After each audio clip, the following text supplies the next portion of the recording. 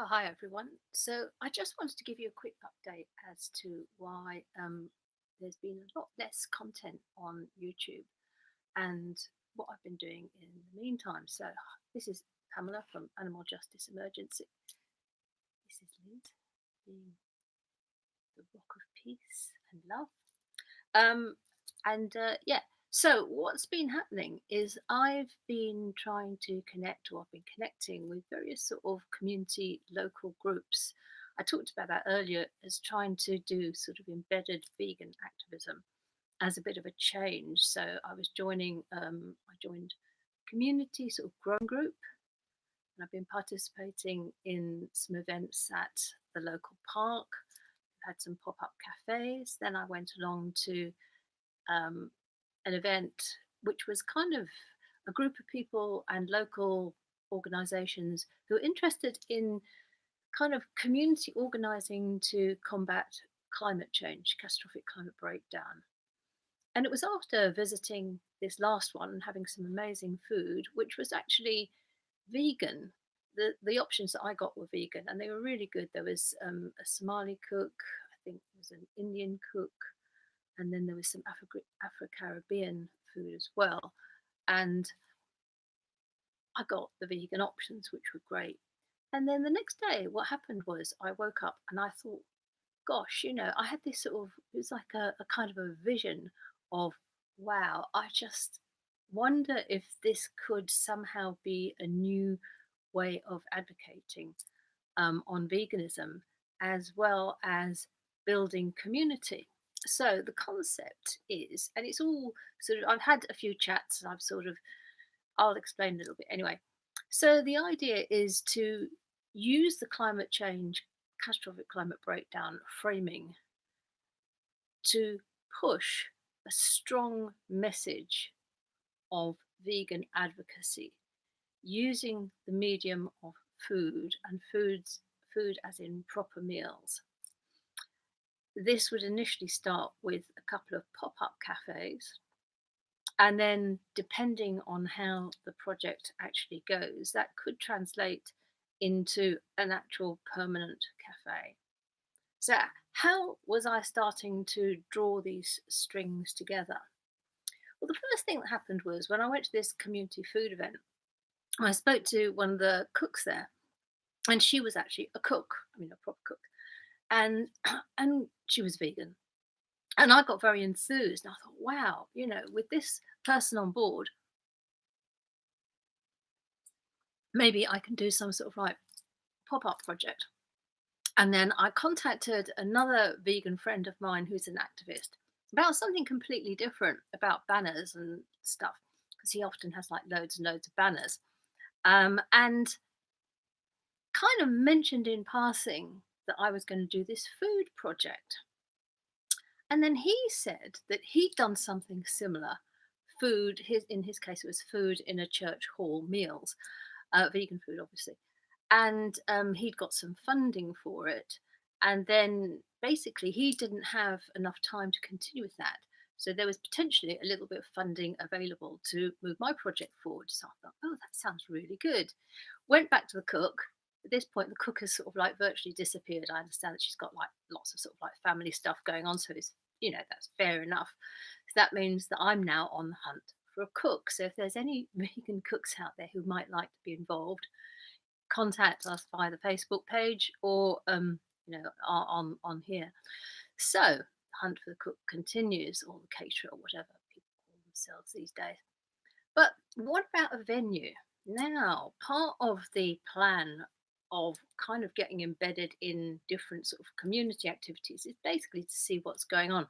And what I found in my local park was that they had pop up cafes, which initially I thought were a bit kind of like, oh, who wants to go to a pop-up cafe in the park? Well, actually, I was completely wrong. They were absolutely great. They were having these monthly pop-up cafes, not vegan, but with vegan options, which I found gobsmacking. Because I just hadn't got the impression that any of the vegan good news had got through to the committee. So this park, this park group has a really nice little venue which they're trying to do up, which is basically a nice big premises in the park, but it is a bit old. So I thought, gosh, supposing you had your vegan meals pop up in the park. Wouldn't that be nice? Because you've already got a community of effectively non-vegans. I mean, because most people are non-vegan, aren't they? Who already come to the park. It's very local, and they're used to a pop-up cafe. So maybe a couple of vegan pop-up cafes would be a great way of advocating. Now, it's not just about the food, though. The idea is that the food, and it's to be meals, is just part of the program. Vegan advocacy, animal rights, animal liberation is absolutely key to this. Now, I haven't quite figured out the entire breakdown of how this will happen, but certainly possibilities would include something like a 3-minute video, which the activist friend that has already done it, he's going to send me the 3-minute video. I haven't seen it, but also screenings of new vegan films. There's something that's come out recently. I can't even remember what it's called, about I think saving the planet or climate change and eating ourselves to death or eating ourselves to extinction. That's what it's called. So film screenings. Obviously, you can also have like flyers around, and people like Ronnie Lee have often mentioned the Animal Aid flyers with recipes, and possibly even Viva, who's got a flyer on climate change. Now, I don't necessarily agree with the total campaigns and advocacy and positions of people like Viva. I'm a lot more sort of well, kind of radical, I suppose.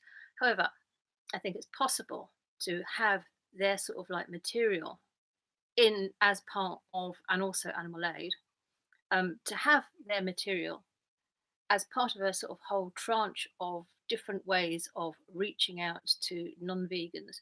There could also be one-to-one sort of like chats. People could come into the cafe, and maybe you'd have sort of like vegans in the cafe who are happy to sort of like sit down and have a bit of a chit chat with people if people wanted to do that. To make it all very not very sort of like accessible, because I think it's all about sort of changing the social norms, and seeing like basically that vegans are normal people too. Now, how I've talked to the people, the friends of Eastbourne, the friends of the park, that have got this premises, and to be honest, I wasn't really expecting the reception that I got, which was incredibly supportive and really, really enthusiastic.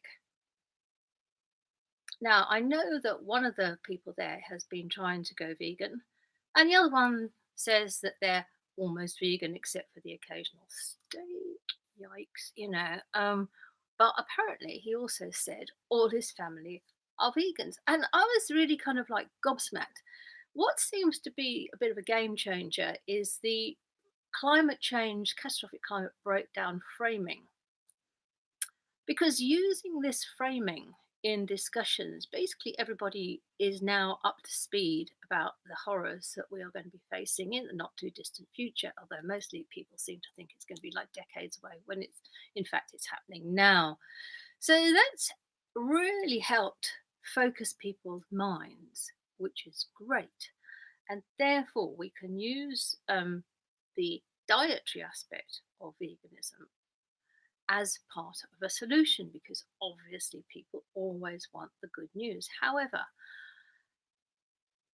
as an abolitionist, animal liberation activist, I'm not just going to be advocating on that.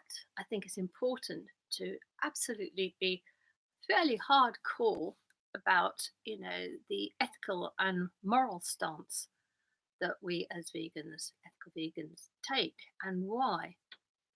And my hope is, we'll see how this all pans out in reality, is that because the climate change framing, people might be, it's starting to get a little bit more, the notion of eating less meat is starting to be normalized a little bit, which is perhaps helpful in shifting these sort of social norms in the direction that we're trying to go, i.e., total liberation as soon as we can have it.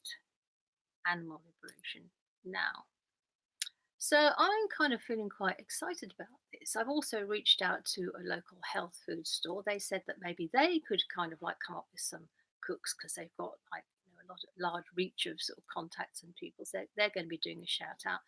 And the other thing was I thought that maybe, if so basically the two pop-up cafes, which I'm hoping to be in sort of like November and December, would be kind of like a little sort of trial project, a little, let's just see a kind of a dry run. Let's see how this all goes. And then if that all goes well, and then if all sorts of other things to do with the council and sort of like permissions for this premises actually come through, which there were, and there needs to be some renovations as well. If those all come through, we might have some the premises in probably March 2022. So there's a lot of actual ground to be covered and things to be done and things to be finalized and things to be sort of like drawn up. But I'm finding this quite interesting and it kind of gives me a feeling of hope as well. I like the community building aspect to that. I find that very enriching. And I've met some non vegan and kind of, I'm almost vegan except for eggs kind of people in the local community. So I also, who I didn't know before, is a direct result of this outreach, which I'm finding quite refreshing actually. And every non-vegan that you meet is basically an opportunity to veganize them. So that's kind of quite refreshing to be outside of the vegan bubble. Ah, hi Deb. Yeah, masks and stuff. So yeah, some of the stuff that we've been doing, well, all the stuff really has been outside, which is great. That's what you can do with sort of like the sort of community gardening project. The other one, the one with the meals, that was under a huge sort of like awning, and it was very, socially distanced tables. So that was really well organized. Um, the potential premises here are quite big, and there is also an outside area because it's a park where they've all, got some benches. So they would need, they've got gazebos. So I kind of like all, these bits and pieces. It feels like putting a jigsaw puzzle together, only in real life. And I like that. I'm finding it very sort of satisfying actually, drawing the bits together. Now, the other thing that I thought was a potential thing that we could do would be if there was any food left over and there were people in the community who, obviously there must be, because like, food banks are running out of food. The UK is basically practically on its knees. We've got the threat of power cuts coming up in the winter. We've got supermarket shelves running out of stuff. And obviously, it's the people who are most economically disadvantaged who are also getting their benefits cut, who are mostly at risk here. So I just thought if we could set up something, here with some sort of groups also to give out free leftover, or perhaps not even leftover, vegan food, which could be delivered by bike, obviously.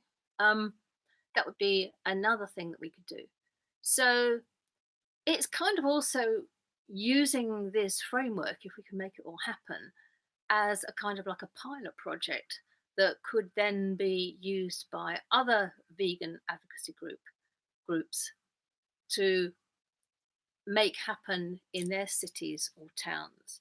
Because as long as you've got, so what do you need? You need the cook, you need a premises. It doesn't have to be a permanent premises, and you need the food. Well, I mean the raw materials. So that's a reason to be sort of like in touch with sort of like various growing projects. And there's all these supermarkets that sort of give food away, and some of it is, will be vegetables and stuff that we can actually turn into food. So, you can use the climate change framing, and I've talked about that before. It's not about, eating I mean, the part of it is not eating other animals because of the contribution of the animal death industry to catastrophic climate breakdown. But then pivoting that to a wider discussion of the morality and ethics of not using other animals, and then perhaps also looking at how we came to be in this like pathetic position, you know, Homo so-called sapiens, of effectively trashing the planet by pure human supremacy. So I think these are all things that I think people are perhaps more open. I don't really know. Um, yeah, thanks, Deb. Yeah, I think there is this common ground, and that's been quite of an eye opener to me as well. Seeing this, and I've been normally I'm kind of like quite out there as a sort of, I mean, I'm still out there very much as, I'm vegan, t-shirt, whatever. I usually wear that. And I deliberately sort of like wear these kind of like sloganizing sort of t-shirts when I'm in a non-vegan context quite a lot of the time. Um, or make a point of like asking for plant-based milk. But the thing is, when you've got the sort of like the longer term relationship with people and you're going to go back to these groups again, you don't feel like you have to sort of like bash them over the head with the vegan good news immediately. So that's kind of quite nice. You can sort of like open up conversations over a longer period of time. So currently I've got a phone call lined up with a cook next week, Tuesday. I'm going to be hopefully seeing and sampling some food on Sunday at another event, um, a Radical Books book fair. What else is happening? Um, got to get back to the guy about the banners and the funding, sort that one out, and keep an eye on the premises because they've also got funding. They've got funding to organise a whole This is the other thing I was talking to about the premises that I found very exciting because I was saying, there was a very good interchange. We were talking about possibly having cookery lessons, possibly having talks about all sorts of different things relevant to catastrophic climate breakdown and collapse effectively. So, like mending cafes and all sorts of stuff.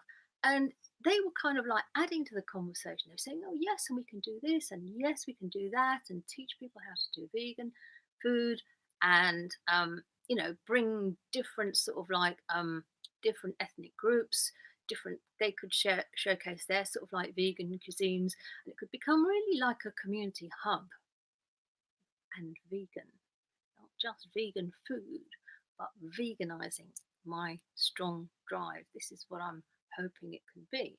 So that's the vision. That's the vision that I wanted to share with you today, and I will be updating you over that. And I hope it feels as exciting to you as it does to me. I think, if we can really do this, I mean, let's face it, we're all going to be in like a really horrible position in the not too distant future. It could even be this winter. And even building up a few community bonds and talking about veganism with people who I do think are actually becoming a little bit more open to things somehow. Moving the conversation into the societal norms and out of the vegan bubble, keeping up the continuity. Well, I'm going to give it a crack, and I'm going to be feeding back to you guys more as and when. So thank you for your time, kind attention, and comments. I really appreciate that. Hi, Deb. Thank you. Um, yeah, it's really good to hear that you're on board with it as well. So I'm Pamela. This is Animal Justice Emergency. This is Dear Liz. Don't forget to like and share so other people can kind of get the good news. Thank you. Well, you're very inspiring with your comments as well, Deb. Liz is also very inspiring. My cats inspire me. Sister Liz and Brother Bob. Calling them sister and brother now seems like the right thing to do because we are. This is Pamela, Animal Justice Emergency. You have a great weekend and I'll report back. And don't forget to like and share. Peace.